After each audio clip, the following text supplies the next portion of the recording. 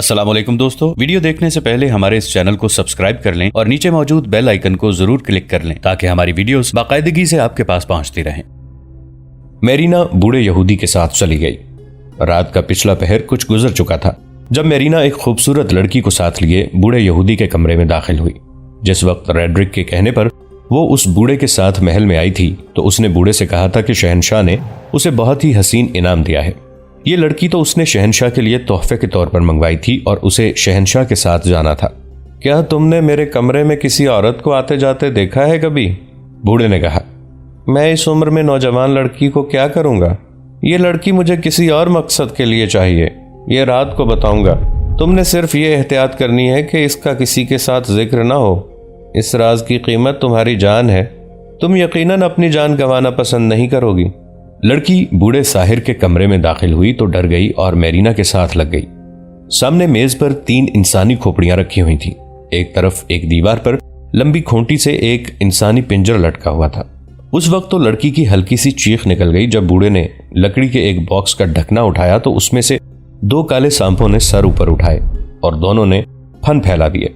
इस यहूदी साहिर ने बॉक्स में कोई चीज फेंकी और ढकना बंद कर दिया। कमरे में ऐसी बदबू थी जैसे किसी की लाश गल सड़ रही हो। यहां कोई लाश नहीं थी, ये कई एक जड़ी बूटियों और कीमियाई अशिया की बदबू थी। बूढ़ा इस कमरे में मुख्तलिफ अशिया जलाता रहता था। कमरे के माहौल पर हैबत सी तारी थी। कई पोटलियां, छोटी बड़ी टोकरियां और संदूकचियां बेतरतीबी सी फर्श पर पड़ी थी। यही बूढ़ा जो चेहरे मोहरे, लंबी सफेद दाढ़ी और साफ सुथरी कबा की बदौलत मुअज़्ज़ज़, दानिश्वर और पुरवकार लगता था, इस कमरे में आकर जैसे उसका रूप बदल ही गया था। वो एक पुरअसरार और डरावनी शख्सियत बन गया था। उसने साथ वाले कमरे का दरवाजा खोला और मेरीना से कहा कि वो इस लड़की को कमरे में बिठाकर वापस आ जाए। मेरीना लड़की को उस कमरे में ले गई। यह कमरा साफ सुथरा था। एक दीवार के साथ एक पलंग और पलंग पर तकिए और बड़ा खूबसूरत पलंग पोश था। फर्श पर कालीन जैसी दरी बिछी हुई। छत से रोशन फानूस लटक रहा था। दूसरे कमरे की बदबू उस कमरे में भी थी। कहां ले आई हो मुझे? लड़की ने मेरीना से कहा। क्या ये शहंशाह रेड्रिक, ये फौज का वो जर्नैल भी नहीं जिसके लिए तुम मुझे लाई थी? वो तो फौज के साथ आगे चला गया है। रेड्रिक अपनी 1 लाख फौज के साथ कूच कर गया और तुलेता से बहुत दूर निकल गया था। बादशाह के हुक्म ने वो सारा खेल बिगाड़ दिया है जिसमें मैं तुम्हें इस्तेमाल करना चाहती थी। मेरीना ने कहा। मैंने भी तुम्हारे साथ बादशाह के साथ जाना था लेकिन रोक ली गई हूं। क्यों? लड़की ने पूछा और कहा। मैं इस बदबूदार कमरे में इस बूढ़े के साथ नहीं रहूंगी। तुमने मेरे बाप को जो रकम देनी थी वो वापस ले लेना। जल्दी आओ मेरीना, बूढ़े यहूदी ने साथ वाले कमरे से कहा। उसे वहीं रहने दो। घबराओ नहीं लड़की, मेरीना ने सरगोशी में कहा। मैं तुम्हें यहां से निकालने की कोशिश करूंगी। मेरीना साथ वाले कमरे में बूढ़े के पास चली गई। मैं जानता हूं तुम यहूदी हो, यहूदी साहिर ने कहा, और शायद तुम जानती होगी कि मैं भी यहूदी हूं। तुमने मेरा साथ देना है। शहंशाह की फतह के लिए मैंने एक ऐसा अमल करना है जिससे तुम डर जाओगी। डरना नहीं। किसी यहूदी को इस शहंशाह की फतह के लिए कुछ नहीं करना चाहिए, मेरीना ने कहा। इतनी ज्यादा फौज से वो फतह हासिल कर ही लेगा। मेरे काम में दखल न दो, बूढ़े ने उसे डांट कर कहा। शहंशाह के लिए 2 शुगुन बहुत खतरनाक हैं, उनका असर जाहिल करना जरूरी है। सुना है हमलावरों की तादाद 11-12 हजार है, मेरीना ने हंसते हुए कहा। शहंशाह की 1 लाख फौज में 11-12 हजार तो घुड़सवार होंगे। फतह हमारे शहंशाह की होगी, आपको मुफ्त में इनाम मिल जाएगा। मैं जो जानता हूं वो तुम नहीं जानती, बूढ़े ने कहा। मैं जो कहता हूं वो करो। मैंने इस लड़की के जिस्म से जान लेनी है। जो ही ये आखिरी सांस लेगी मैं इसका दिल निकालूंगा, फिर पेट चाक करके अपने अमल के लिए 2 आज़ा और निकालूंगा। तुम मेरी मदद करोगी।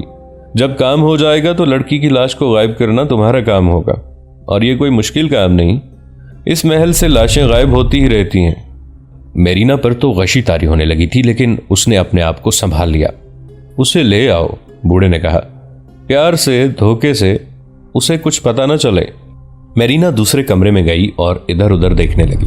उसे काम की एक चीज नजर आ गई जो उसने उठा ली और लड़की से कहा कि उसके साथ आए। अब क्या होगा? लड़की ने पूछा।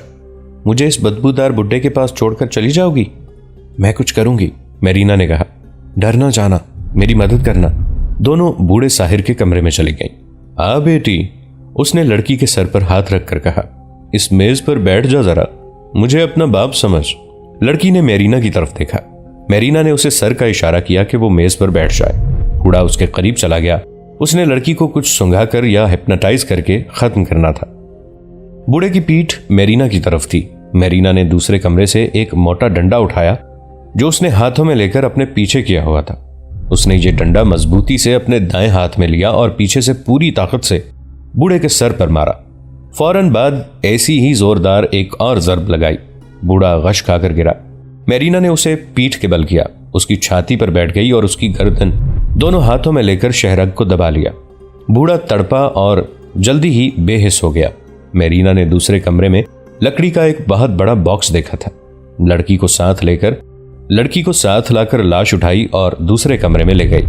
बॉक्स खोलकर देखा, उसमें जो कुछ पड़ा था वो निकाला और दोनों ने लाश उठाकर पीठ के बल बॉक्स में रखी और टांगें पेट पर दोहरी करके बॉक्स का ढकना बंद कर दिया और उसका बोल्ट चढ़ा दिया। अब इसका रेड्रिक बादशाह फतह हासिल करके वापस आएगा, मेरीना ने कहा। चल लड़की, यहां से निकल। मुझे डर आता है, लड़की ने कहा। यह सब क्या था? ये ना मरता तो तुम मर जाती, मेरीना ने कहा।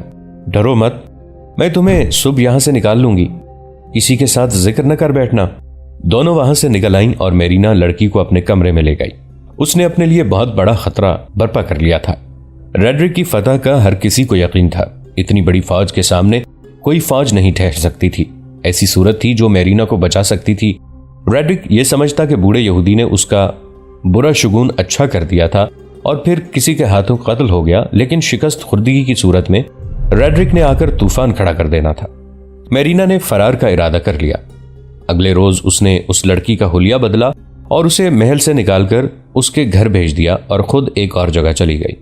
ये एक बड़ी हवेली थी जिसमें एक गोत खानदान रहता था। वहां 2 आदमी मौजूद थे। मेरीना ने उन्हें बताया कि वो बूढ़े यहूदी साहिर को कत्ल करके आ गई है। उसने कत्ल की वजह भी सुनाई और सारा वाकया सुनाया।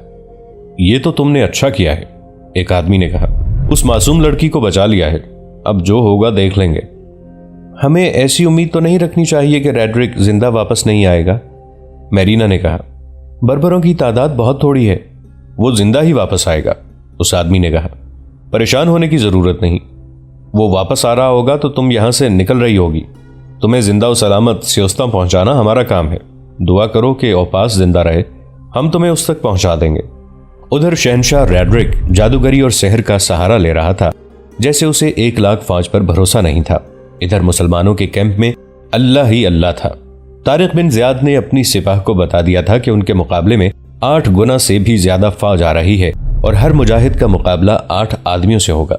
हर रोज फजर की नमाज के बाद और जुमा के खुतबे में अपनी फौज को एक तो अपना वो ख्वाब सुनाता जिसमें उसे रसूल अकरम सल्लल्लाहु अलैहि वसल्लम ने फतह की बशारत दी थी, और इसके अलावा कुरान की वो आयात सुनाता जिनमें अल्लाह ने मोमिनीन से फतह और नुसरत के वादे किए हैं। ऐसा कई बार हुआ है कि छोटी जमात बड़ी जमात पर गालिब आई है। ये आयत पढ़कर तारिक अपनी फौज को जहन नशीन कराता था कि छोटी जमात के अफराद और उनका अमीर अपने आप में कौन सी खूबियां और सलाहियतें और जोर ईमान की कुव्वत पैदा करे तो अल्लाह उसे बड़ी जमात पर गलबा अता करता है।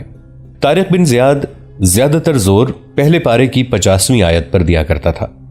याद करो वो वक्त जब हमने दरिया को फाड़ दिया और तुम्हें राह निजात दी थी और फिरौन की कौम को गर्क किया था। तारिक अपनी फौज को बताया करता था कि इस आयत में अल्लाह के मुखातिब बनी इसराइल हैं।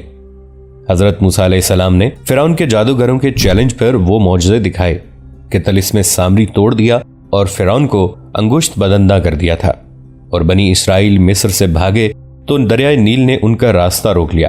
आगे गहरा और चौड़ा दरिया, पीछे फिरौन और उसकी फौज। मूसा अलैहिस्सलाम ने दरिया पर अपना असा मारा तो दरिया फट गया और पानी के दरमियान रास्ता बन गया। मूसा अलैहिस्सलाम अपनी कौम के साथ गुजर गए, मगर इस रास्ते पर फिरौन अपनी फौज के साथ आया तो दरिया के दोनों हिस्से आपस में मिल गए और फिरौन अपनी फौज समेत गर्काब हो गया। लेकिन मुजाहिदीन इस्लाम, तारिक अपने खुतबे में कहता था, अल्लाह ने मूसा अलैहिस्सलाम को 40 शब रोज के लिए बुला लिया तो उनकी गैर हाजिरी में बनी इसराइल ने एक बछड़े को अपना माबूद बना लिया। इस्लाम के नाम पर सर कटवाने वाले मुजाहिदों, हालात कितने ही तुम्हारे खिलाफ क्यों ना हो जाएं, अल्लाह ही की इबादत करना। और ऐसी ही कई और आयात थीं जो वो अपनी फौज को सुनाता और मुजाहिदीन के जज्बों में ईमान का अलाव भड़काता रहता था।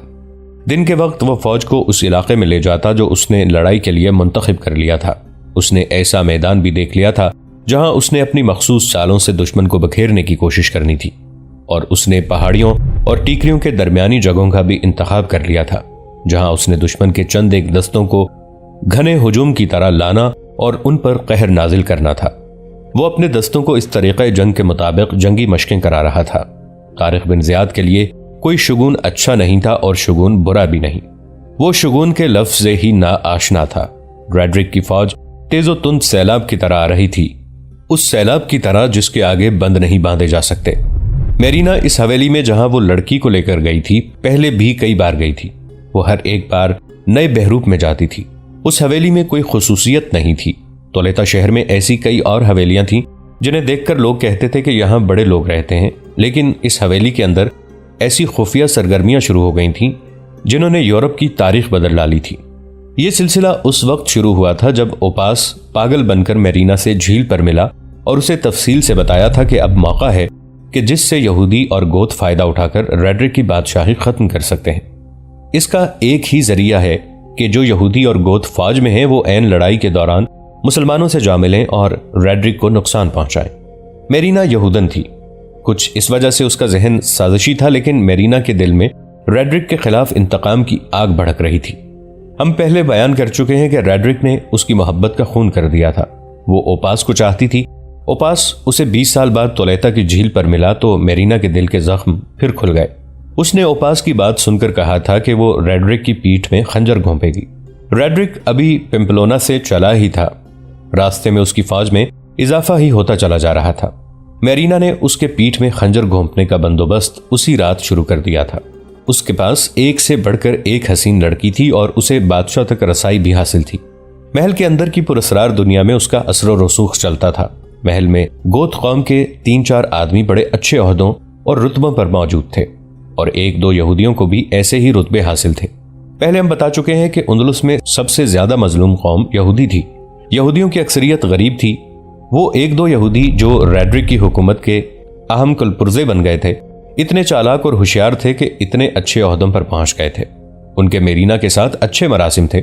मेरीना खुद भी यहूदी थी, इसलिए उसके दिल में उनकी हमदर्दी थी, लेकिन उनके साथ अभी वो ऐसी बात नहीं करना चाहती थी कि रेड्रिक से गद्दारी करें। वो उस हवेली में चली गई। ये एक गोत खानदान की हवेली थी। गोत कौम को सरकारी तौर पर अच्छी पोजीशन हासिल थी। उन्हें फौज में और इंतजामिया में भी ओहदे हासिल थे। इस हवेली में रहने वाले खानदान के बड़ों में राज की एक बात यह थी कि वो वटीजा को नहीं भूले थे और उन्हें रंज था कि रेड्रिक ने वटीजा के खिलाफ बगावत की थी और उसे कत्ल करके खुद बादशाह बन बैठा था और गोत कौम की बादशाही खत्म हो गई। इस हवेली में रहने वालों में से एक का नाम जिवास था, जो ओपास का बचपन का दोस्त था। मेरीना उसे मिली और ओपास की गैर मुतवक्के मुलाकात सुनाई और वो बातें भी सुनाई जो ओपास ने उसके साथ की थी। जिवास ने बिला हिलो हज्जत इस तजवीज को तस्लीम कर लिया। उसने अपने बाप और भाइयों से भी मेरीना को मिलवाया और बताया कि ओपास मेरीना को क्या कह गया है। बहुत अच्छी बात है, जिवास के बाप ने कहा, और यह तजवीज जितनी अच्छी है इससे कहीं ज्यादा खतरनाक है। कोई भी नहीं मान सकता कि इतनी कम तादाद में हमलावर उंदुलुस की 1 लाख फौज को शिकस्त दे सकेंगे। नामुमकिन। अगर हम और यहूदी गद्दारी करें भी तो उनकी तादाद कितनी होगी? 15 नहीं तो 20,000 होगी। ये हमलावरों से मिलकर क्या कर लेंगे? फतह रेड्रिक की होगी। फिर जानते हो क्या होगा? रेड्रिक एक भी गद्दार को जिंदा नहीं छोड़ेगा और गोथों और यहूदियों के घरों का जो हाल कर दिया जाएगा वो बड़ा ही भयानक होगा। ओपास का ख्याल कुछ और है, मेरीना ने कहा। वो कहता है कि मुसलमान लड़ने के इतने माहिर हैं कि उन्होंने थियोडोमीर की फौज को, जो उनसे दुगनी थी, जरा सी देर में भगा दिया। आधी से ज्यादा फौज कट गई थी। थोड़ी सी भाग निकली और बाकी सब मुसलमानों की कैदी हो गई थी। आप सब बुजुर्ग आपस में सलाह मशवरा कर लें। ओपास एक बार फिर आएगा, मैं उसे आपके पास पहुंचा दूंगी। अपने यहूदी बड़ों से भी बात कर लो, जिवास के बाप ने कहा। मेरीना ने इस मुहिम में दिन रात एक कर दिया। वो यहूदियों के मजहबी पेशवाओं से मिली, दानिश्वरों से मिली और एक रात 3-4 यहूदी जिवास की हवेली में बैठे हुए थे। 3-4 गोथ भी थे। वो सब इसी मसले पर गुफ्तगू कर रहे थे। मेरीना खामोशी से सुन रही थी। हम सिर्फ एक पहलू पर गौर करना चाहते हैं, एक बूढ़े यहूदी ने कहा। आज हम रेड्रिक के जुल्म सितम का निशाना बने हुए हैं और मवेशियों जैसी जिंदगी बसर करते हैं। रेड्रिक से निजात हासिल करने के लिए हम हमलावरों की मदद करेंगे। फतह उनकी हुई तो रेड्रिक की जगह हमलावर कौम हम पर बादशाही करेगी। ये मुसलमान कौम है। हम जो यहूदी हैं मुसलमानों के जुल्म सितम का निशाना बन जाएंगे। हमारा मंसूबा ये होना चाहिए कि मुसलमानों की मदद ऐसे तरीके से करें कि वो रेड्रिक को शिकस्त दे सकें और उसके फ़ौरन बाद हम मुसलमानों पर हल्ला बोल दें और उन्हें ख़त्म करें। इसके बाद उंदुलुस पर गोथ और यहूदी मिलकर बादशाही करें। मेरीना को ओपास का सारा मंसूबा बर्बाद होता नजर आया। उसने झील पर ओपास से अपने मुतालिक कहा था, मैं किसी की बीवी न बन सकी, माँ न बन सकी, मैं शैतान बन गई, मुझ में शैतानी खसलतें पैदा हो गईं। उसने ठीक कहा था। अब उसने बूढ़े यहूदी की बात सुनी तो उसके दिमाग ने फौरन एक झूठ सोच लिया। ये मुसलमान यहां बादशाही करने नहीं आए, मेरीना ने कहा। ओपास ने मुझे बताया था कि ये लोग लूट मार करने आए हैं। उनकी झोलियां भर जाएंगी तो ये सब वापस चले जाएंगे। ये भला मुमकिन हो सकता है कि 8-10 हजार आदमियों का एक गिरोह इतने बड़े मुल्क को फतह करने की उम्मीद लेकर आया हो। ओपास ने मुझे बताया था कि वो और जूलियन उन मुसलमानों को रेड्रिक का तख्ता उलटने के लिए लाया गया है और उसने लालच दिया है कि उंदुलुस के शाही खजाने में इतने ज़्यादा ज़र जवाहरात और सोना वगैरह है जो सैकड़ों ऊँटों पर लादा जा सकता है। आप उनसे डरे नहीं, ये फौज नहीं, ये लुटेरों का गिरोह है। फिर यूं कहो कि तुम मुसलमानों से वाकिफ नहीं, बूढ़े यहूदी ने कहा। ये जहां जाते हैं थोड़ी तादाद में जाते हैं और बड़ी से बड़ी फौज को शिकस्त देकर अतात कबूल करा लेते हैं। उन्होंने कलील तादाद में होते हुए फारस और रोमा की इतनी ज़बरदस्त बादशाहियां ख़त्म कर डाली हैं। देख लो इस्लामी सल्तनत कितने वसी व अरीज हो गई है। ये लोग लुटेरे नहीं, ये मुसलमान गैर मुस्लिम कौमों के खिलाफ लड़ने को एक अकीदा और मजहबी फरीज़ा समझते हैं। बूढ़ा यहूदी मुसलमानों की शजाअत और फतूहात की तारीख सुनाता चला जा रहा था। मेरीना ने उसे रोक दिया। काबिल एहतराम बुजुर्ग, मेरीना ने कहा, आप अरब के मुसलमानों की बात कर रहे हैं। ये मुसलमान जो उंदुलुस में आ गए हैं ये बर्बर हैं। जंगो जदल और लूटमार इनका आबाई शुगल और पेशा है। उनका जर्नैल भी बर्बर है। ये जंगली कौम है जो कबीलों में बटी हुई है। उन्होंने अपने मुल्क में कौन सी बादशाही कायम कर रखी है कि ये हमारे मुल्क में बादशाही कायम करेंगे। मेरीना ने अपने झूठ को पुरअसर इस्तदलाल से सच साबित कर दिया और बुजुर्गों को अपना हम ख्याल बना लिया। 2-3 दिनों बाद जब रेड्रिक तोलेला से 3-4 दिनों की मुसाफत दूर रह गया था, ओपास एक तारिकुद दुनिया मजहबी पेशवा के बहरूप में तोलेता चला गया और उसने मेरीना से मिलने का एक जरिया पैदा कर लिया। मेरीना ने उसे उसी हवेली में भिजवा दिया। मेरीना ने उसे बता दिया कि एक यहूदी दानिश्वर ने क्या बातें की थीं और उसने उस यहूदी को क्या क्या दलीलें देकर अपना हम ख्याल बनाया है। रात को मेरीना भी वहां पहुंच गई। गोथों और यहूदियों के बुजुर्ग आए हुए थे। ओपास चूंकि गोथ था और रेड्रिक ने गोथों की बादशाही का तख्ता उल्टा था, इसलिए ओपास ने गोथ कौम के बुजुर्गों को अपना हमनवा बना लिया। यहूदियों के बड़े अपनी कौम के मफाद की ही बात करते थे। क्या आप भूल गए हैं? ओपास ने यहूदियों के बुजुर्गों से कहा।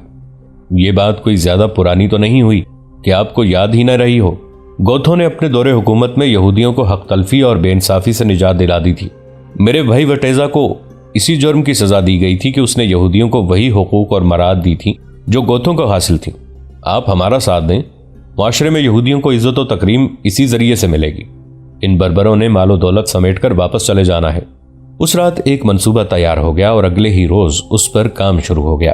एक गोथ जनरल कायल नहीं हो रहा था। वो तोलेता में रेड्रिक का इंतजार कर रहा था। मेरीना ने अपना जादू चला लिया। जर्नैल दरअसल बादशाह को खुशामदी था। मेरीना ने उसे एक नौखेज लड़की की झलक दिखाई। जर्नैल ने कहा कि वो उसे अपने साथ लड़ाई में ले जाएगा। शहनशाह आपके लिए मुश्किल पैदा कर देगा। मेरीना ने कहा, वो इतनी दिलकश लड़की आपके पास नहीं रहने देगा। मैं ये लड़की शहनशाह को पेश करूंगी, वो उसे अपने साथ ले जाएगा। मैं इसे अच्छी तरह समझा दूंगी, ये आपके पास आ जाया करेगी। आप ये काम कर दें जो मैंने आपको बताया है। मैं आपसे ये वादा भी करती हूँ कि शहनशाह रेड्रिक मारा गया तो आपको नए बादशाह से बहुत बड़ी जागीर दिलवाऊंगी। मेरीना ने उस यहूदी लड़की को बता दिया था कि इस जर्नैल का कोई भी भरोसा नहीं, ये धोखे दे सकता है। मेरीना ने लड़की को एक सफूफ दिया और कहा कि रात को उसके खेमे में जाकर उसे शराब पिलाना और शराब में चुटकी भर ये सफूफ मिला देना। ये सफूफ जहर नहीं था। उसका असर ये होता था कि जहन माऊफ और जिस्मानी कुव्वत कमजोर हो जाती थी। इस जर्नैल को लड़ाई के दौरान बेकार किए रखना था। यह सफूफ रेड्रिक को ही पिला दिया जाता तो गोथों और यहूदियों का मसला हल हो जाता, लेकिन यह मुमकिन ही नहीं था क्योंकि अगर रेड्रिक आम पानी पीता था तो वो 2 आदमियों को पिलाकर पीता था। दोस्तों, आज के लिए इतना ही। इसी कहानी की अगली किस्त के साथ बहुत जल्द हाजिर होंगे। नीचे कमेंट सेक्शन में अपनी राय का इजहार जरूर कीजिएगा। हमारे इस चैनल को सब्सक्राइब करके नीचे मौजूद बेल आइकन को भी जरूर क्लिक कीजिएगा। अगली मुलाकात तक के लिए हमारा और आपका अल्लाह निगहबान।